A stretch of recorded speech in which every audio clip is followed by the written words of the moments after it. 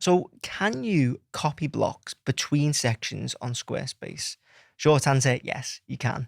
And in this video, I'm going to show you how to do it. So, on this site here, we've got some really nice looking blocks.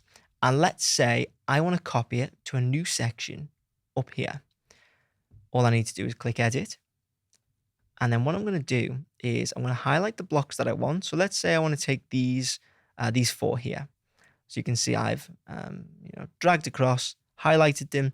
It will show boxes like this to show that, okay, you've got four selected. Now, if I just click duplicate, that's just going to put it in the same section. So delete those and we'll highlight it. And what you want to do is click on Markets Command C on any other computer, not sure, whatever copy and paste is. I'm too far ingrained in the Mac ecosystem to even know. But basically, you want to do the keyboard shortcut for copy and paste. So Command C, and then I'm going to go into this section here, and I'm going to make some space for it.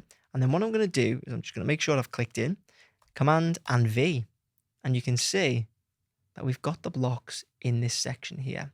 So put them, say I want to put them over here, resize the section, and it's honestly that easy to reuse blocks on your Squarespace website and copy them between sections.